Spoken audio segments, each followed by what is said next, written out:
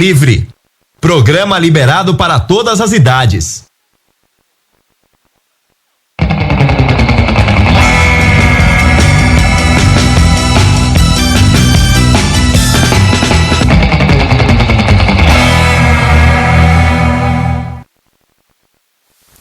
Alô, alô, rapaziada do rock. Hoje, nosso programa fala sobre o rotulado rock paulista, que surge com o nascimento de uma profusão de bandas ao mesmo tempo, e todas com um endereço em comum.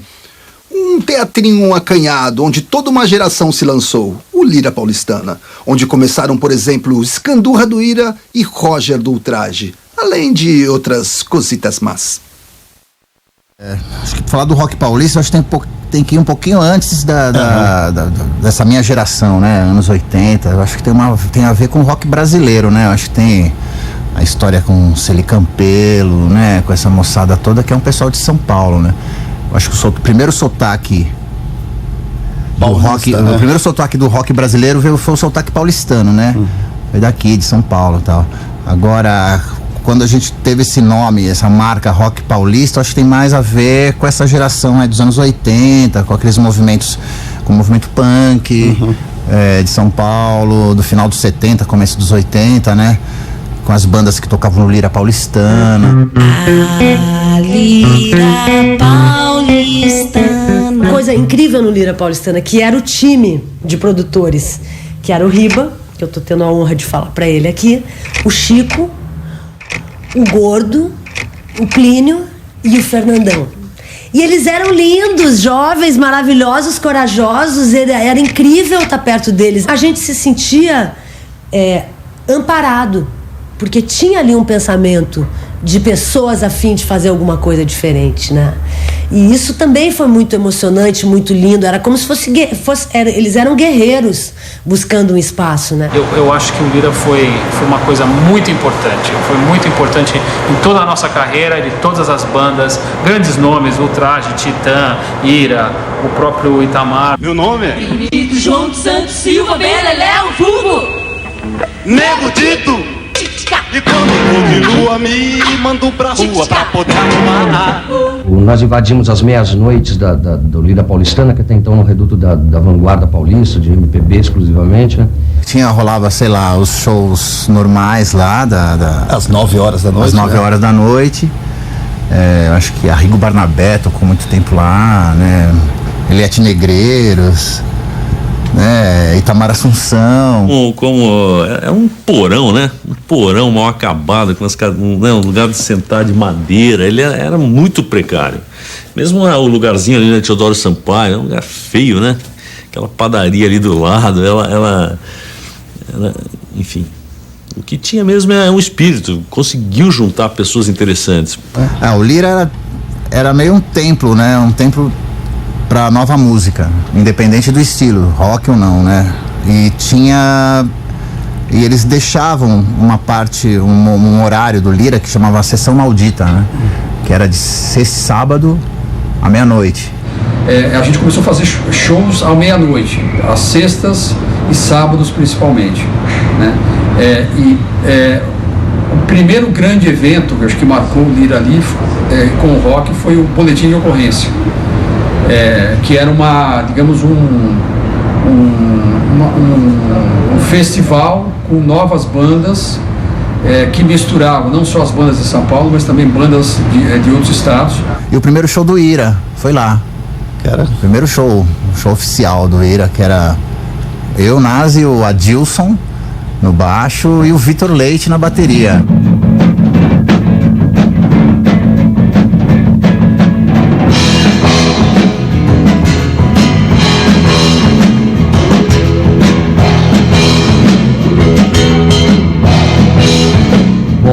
Eu e Edgar, a gente tinha cursado o segundo grau completo, né? Já tinha feito algumas apresentações no colégio, em barzinhos, assim, que tocavam rock and roll na época, final dos anos 70, começo dos anos 80. Mas minha primeira banda mesmo foi uma banda chamada Subúrbio, que surgiu em 77, que foi basicamente o embrião do Ira. É uma banda que já tinha no seu repertório músicas como Pobre Paulista, e outras músicas que o Ira depois incorporou, né? Eu quero ver gente da minha terra. Eu quero ver gente do meu sangue. Na época se gostava mais de um rock assim engraçadinho, então era uma coisa assim meio muito ligada ao humor, né? Era o Magazine, o Kid Vinil, o Blitz, e ainda trabalhos assim que nem o Ira, o mesmo o trabalho assim do estilo das bandas de Brasília, algo que um rock, digamos, um pouco mais contestador, ou saindo um pouquinho da paródia, né? Ainda não tinha um espaço, né? A gente tinha músicas próprias de composição própria, a gente tinha que passar na Polícia Federal, levar essa música, ela tinha que passar por um censor que vetava ou aprovava ela. Aí a gente voltava pro barzinho e tinha que mostrar pro dono do bar, isso aí você podia tocar sua própria música. Era assim que hoje não existe mais isso, né? Eu diria que hoje talvez exista uma forma mais sofisticada de censurar as coisas. É isso que talvez foi feito com o Ira. Durante 3 anos o Ira ficou congelado com um contrato assinado dentro da Warner, com aquele compacto de Gritos na Multidão em Paulista, que depois viraram hinos da gente e do rock feito em São Paulo.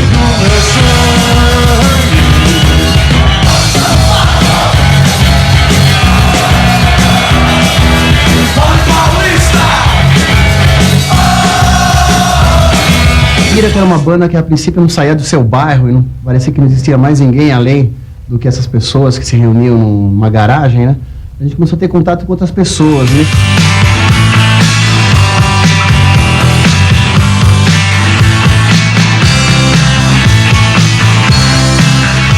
E nesse ponto o Lira foi super importante, porque era um lugar que atraía um público formador de opinião. A princípio iam os amigos, daí os jornalistas que acompanhavam, gente de gravadora. Eu lembro do Pena Smith contratar o Ira praticamente lá dentro do Lira Paulistana, como contratou também o Ultraage.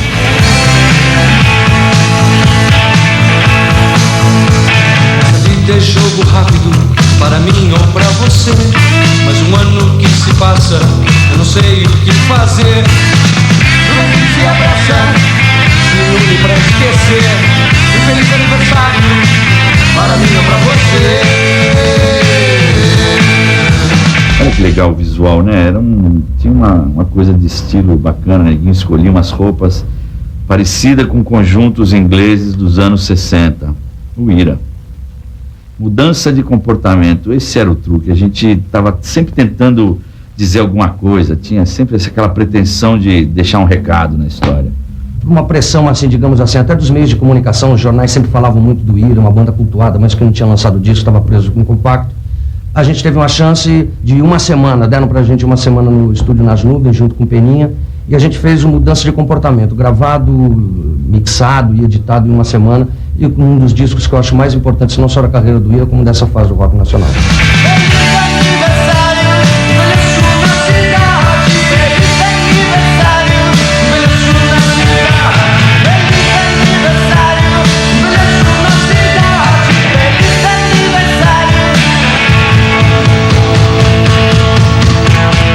Eu sei assim, que eu tocava nas bandas que da cena, vamos dizer, pós-punk, eram as bandas consideradas como as melhores, então eu ficava tava muito bem, assim, acompanhado, né? Falava, pô, o Smack é a melhor, não, é o Cabine C, não, é as Mercenárias, não, é o Ira. E você falava, olha, eu toco todas essas bandas aí.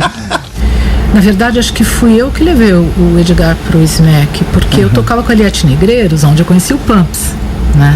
Acho que foi o comecinho, né? O comecinho dessa coisa de eu tocar com várias bandas, né?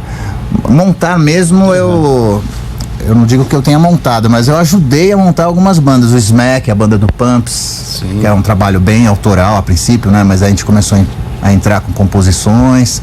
Eu, a Sandra, o Thomas Papon também.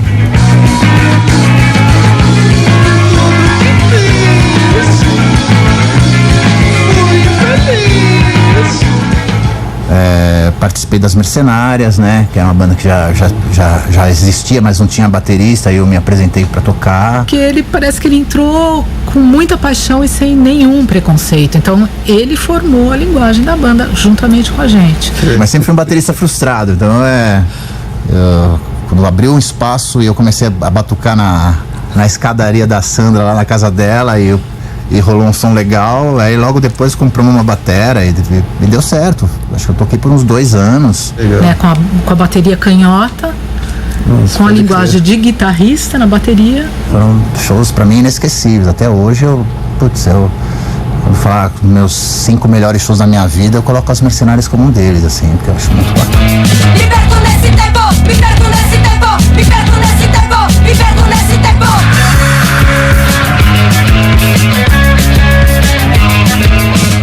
O Edgar foi super importante pra mim, principalmente, quer dizer, fora a importância dele pro cenário todo, mas pra mim, era um cara que ele fazia aquilo que eu achava, pra mim, era uma coisa de sonho, só importado, fazer aquilo que era tocar realmente, ter uma banda com composições próprias, né?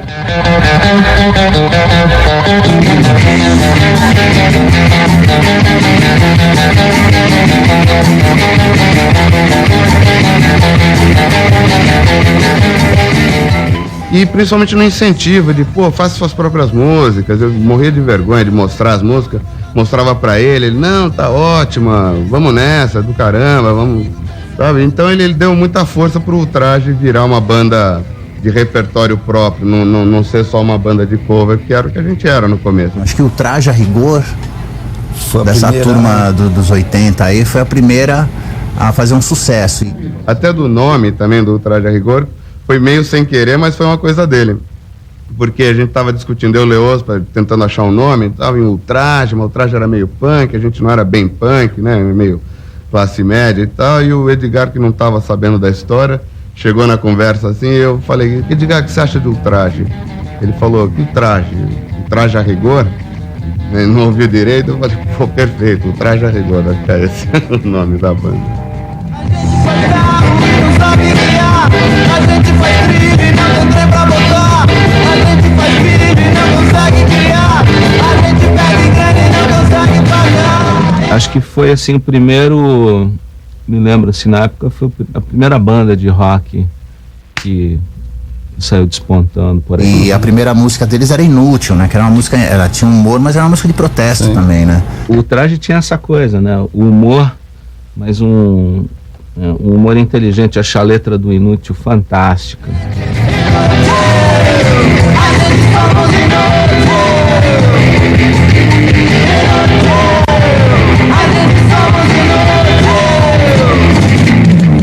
Continuando falando do Ultraje, né? Aquele Mim Quer Tocar, né? Tirava um pouco do sarro do brasileiro em si, né? Assim, eu achava que era uma coisa bem legal. A gente achava engraçado tudo, mas era ácido, né? Era crítico. Na época a gente não tinha essa fissura que o pessoal tem hoje de gravar logo uma demo e gravar um disco, né? A ideia era tocar. Me quer tocar, me gosta ganhar dinheiro. Me want to play, me love best to get me more. O meu parâmetro eram os meus amigos, sabe? A ideia que eu tinha ao fazer uma música é que eu não tivesse vergonha de cantar aquilo, que ela tivesse num nível que os meus amigos pelo menos gostassem. Sem dúvida que queria gravar e tal, e achava que ia dar certo, mas não fosse aquele estouro total, que na época a gente até falamos, vamos dar uma sumida aí, porque vai desgastar isso daqui, né? A gente só dá a gente direto. Me gosta tanto tocar, me é batuqueiro, conheiro, mas me precisa ganhar, me gosta ganhar dinheiro. A gente começou a gravar um disco a cada 2 anos, assim, né? E o parâmetro, eu ainda sou muito escrupuloso com o que eu escrevo, assim, muito idealista, vamos dizer. Sabe, você não tem nada pra dizer, eu fico meio sem escrever música e tal. Eu fiquei um bom tempo sem escrever nada e a gente começou a sumir da mídia. A gente continuou fazendo show, mas na mídia não aparece, né?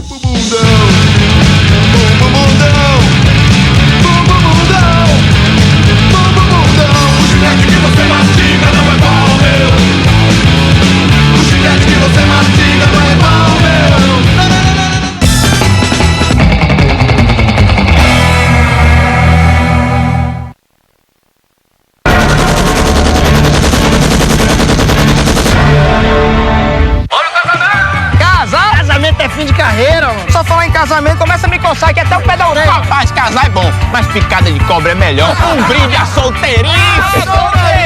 Ei, quem quer ser meu noivo? Pense num casamento! Como eu ia dizendo, casamento é a base da sociedade. É a viga mestra da humanidade. Homem, é só falar em casamento que eu me emociono todinho. Então, um brinde ao casamento.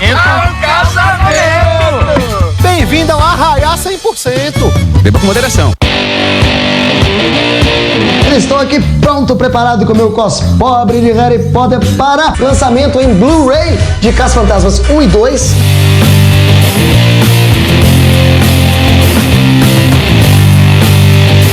Então, eu apresento a vocês 4 Coisas, parte 2.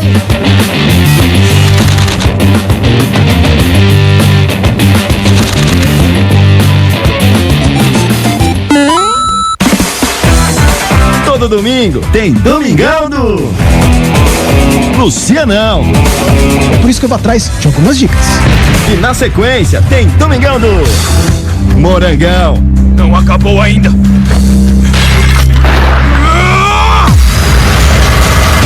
Depois tem o Domingão do Duelo.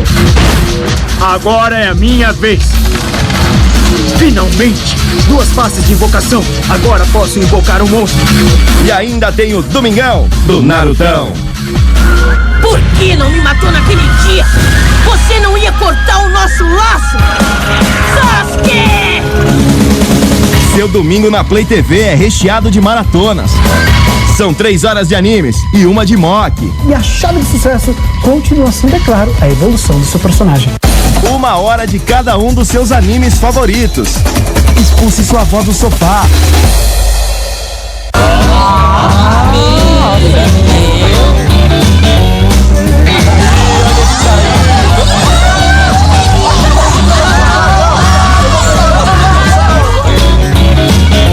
Vocês são o quê? Amigos, casais, namorados? Vocês são o quê?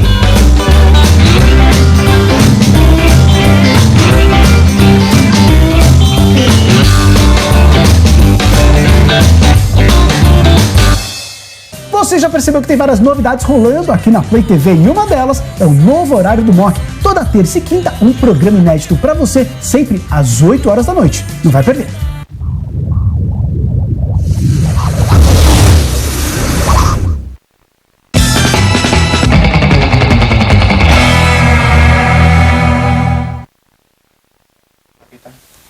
Vamos conhecer nesse bloco como nasceu e floresceu uma banda de rock repleta de talentos. Eram punks, new waves ou simplesmente os Titãs?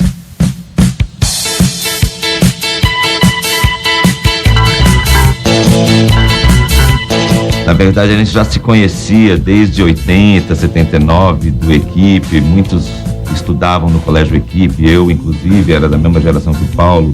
Brito era da geração antes da minha, Marcelo, Branco eram depois, só Beloto e Charles que não eram do colégio. Mas a gente já se conhecia, já compunha junto, já tinha alguns projetos de compor, Paulo fazia shows no Lira Paulistana, tinha uma movimentação. Já tinha, todo mundo tinha seu trabalho individual e outras formações, outros subgrupos, né? Mesmo da época do Equipe, onde a gente estudava junto, então... Tinha os grupos, os Camarões, o Trio Mamão, o Paulo tinha o trabalho dele com o Arnaldo. Um pouco difícil, assim, enquadrar a gente como uma banda que fizesse isso ou aquilo, e nem a gente se juntou porque nós gostávamos de tal gênero, como muitas bandas começam, né? Então, vamos montar uma banda porque a gente gosta de som pesado. Não, a gente não gosta de som pesado, a gente não é new wave, a gente não era isso, não era aquilo. Mas a gente tinha, assim, um cara meio careca aqui, um outro cabeludo, tinha uma série de compositores e alguns grupos de amigos, né?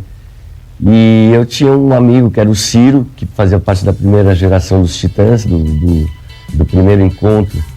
E ele me chamou, ia ter um ensaio geral para ver o que a gente poderia fazer realmente, sendo compositores, o que cada um tocaria exatamente, não sei o quê. Fomos para esse encontro para começar a ensaiar já e começar a colocar música.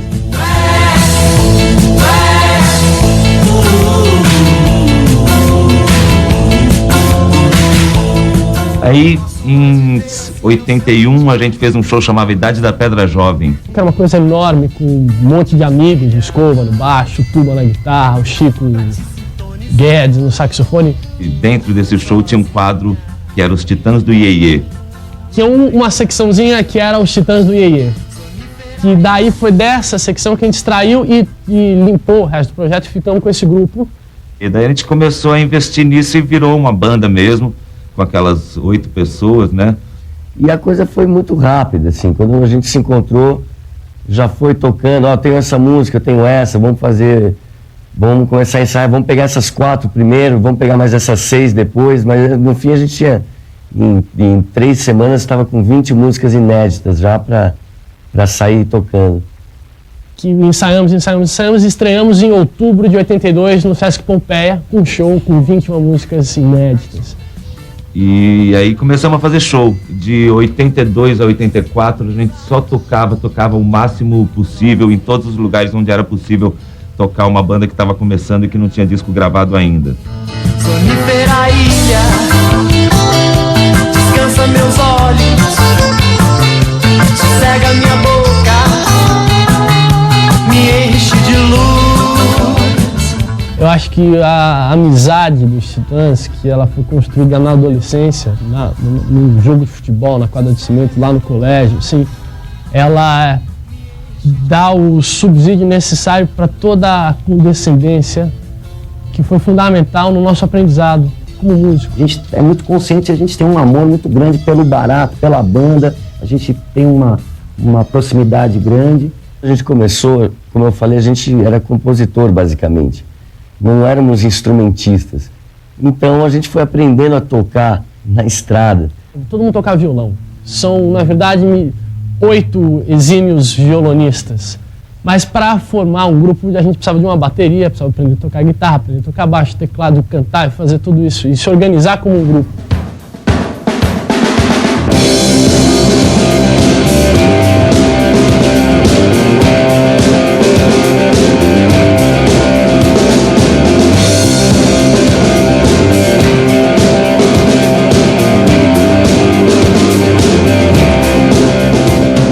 A gente se profissionalizou muito rápido e a gente foi aprendendo a desenvolver a musicalidade nossa no palco, né? E aquele momento que a gente está no palco com o público é uma coisa que não tem como explicar o barato que a gente sente por isso, entendeu? Então é uma coisa que a gente se dedica o tempo todo.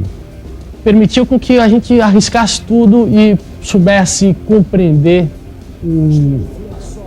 a quantidade, os caminhos de um grupo tão numeroso. Então eu acho que nesse processo todo a gente só foi crescendo e foi aprendendo a tocar e a se aprimorar, a cantar melhor, a tocar melhor. E isso a gente fez às vistas de todo mundo, gravando disco, fazendo show. A gente cresceu e todo mundo pôde acompanhar isso.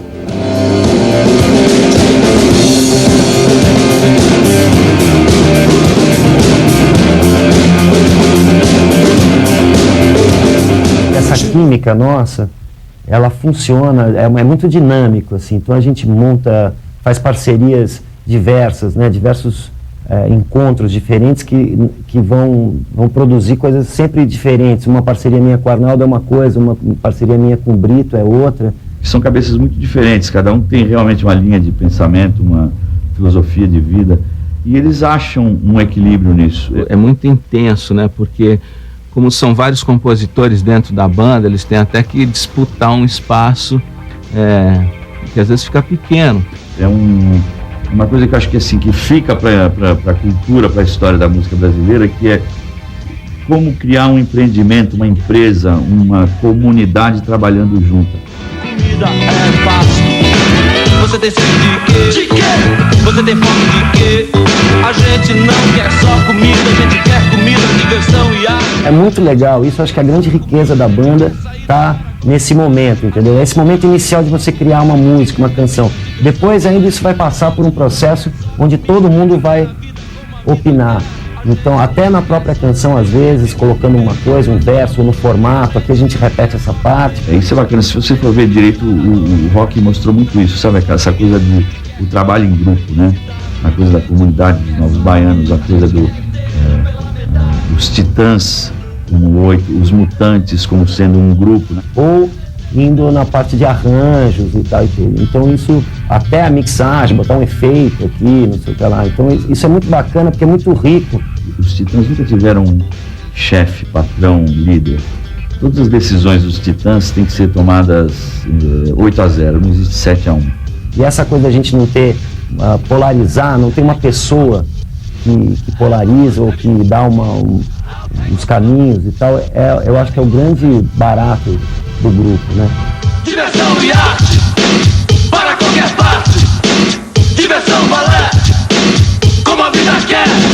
Os Titãs teve muita fase, assim, né? Assim, dentro da carreira da gente, teve vários momentos, assim, tiveram vários momentos diferentes. Então, tinha momentos que cada um vinha com uma música meio pronta, tinha momentos que um vinha com a letra, o outro fazia a música, outros 3, às vezes compunha 6 pessoas faziam uma música, entendeu? A gente sempre ficou muito à vontade, a gente não tem pudor nenhum em transitar de um lado para o outro, né? E os nossos discos são e sempre foram assim, né?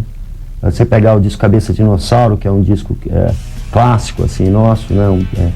Meio um signo, assim, né? Considerado o disco da década, já se falou muito nele. Dizem que ela existe pra ajudar, dizem que ela existe pra proteger. Eu sei que ela pode te parar, eu sei que ela pode te prender. Tem música eletrônica, um funk praticamente, tem um punk mesmo assim, totalmente improvisado, né? Uma faixa de segundos, tem um reggae, tem rock and roll, tem funk metal, né? Tem uma série de experiências que a gente sempre gostou de fazer e tá tudo nesse disco já. Foi todo um momento especial, assim, o acontecimento desse disco. Eu acho que foi um dos grandes momentos dos Titãs. É considerado pela crítica um dos melhores discos de rock, que também foi muito legal, foi uma guinada na carreira dos Titãs. Antes disso eles tinham feito o Televisão e tinha aquele primeiro disco que tinha o Sonífera Ilha.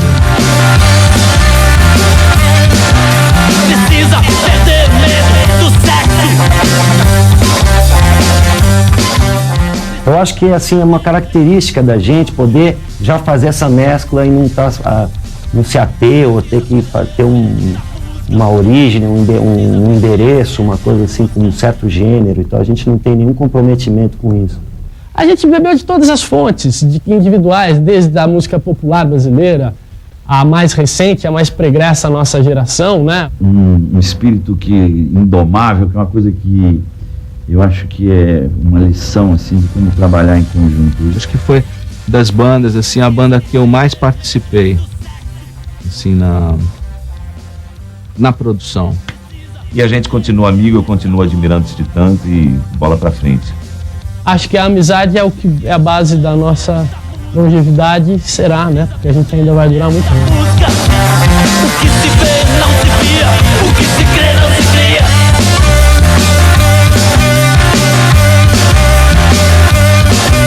Precisa perder medo da musa. Precisa perder medo da ciência. Precisa perder medo da perda da consciência. O que se vê não se via, o que se crê não se cria.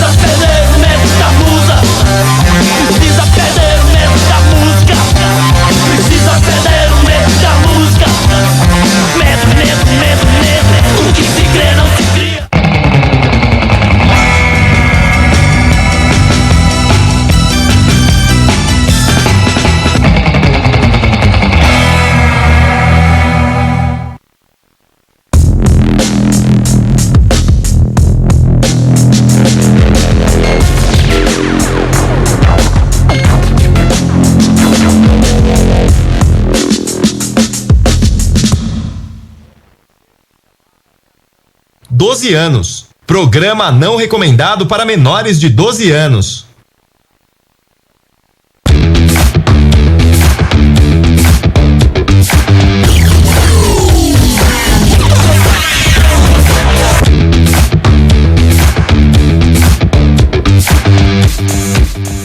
Começando mais um mock pra você aqui na sua Play TV. E claro que a gente vai continuar falando bastante ainda aqui no programa sobre a E3 2015, evento que deu o que falar, principalmente algumas empresas, como é o caso da Bethesda, que esse ano, diferentemente dos outros, fez uma conferência e os caras apresentaram vários títulos bacanas. Vamos conferir.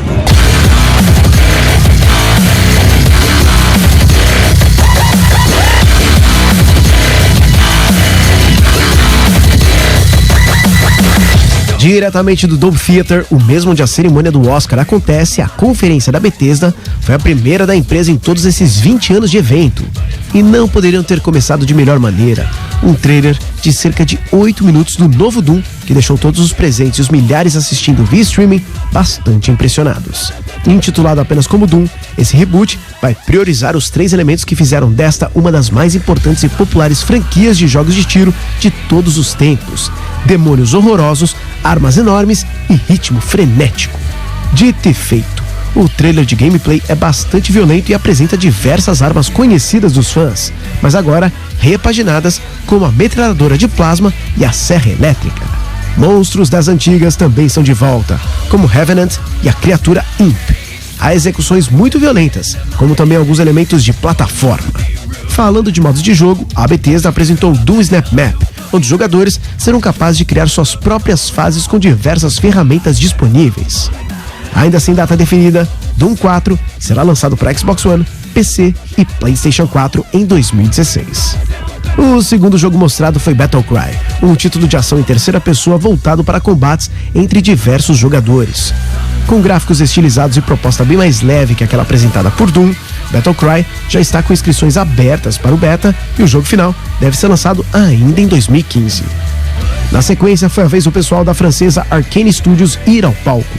Com um trailer bastante impressionante, mas todo em CG, fomos apresentados a Dishonored 2, continuação do sucesso de 2012. O foco continuará na furtividade e será possível controlar 2 personagens totalmente distintos, cada um com sua própria história. Com versões para PC, Xbox One e PlayStation 4, o jogo deve sair só no ano que vem. E como era de se esperar, vamos ter uma versão definitiva do primeiro Dishonored, com gráficos melhorados e todos os DLCs lançados.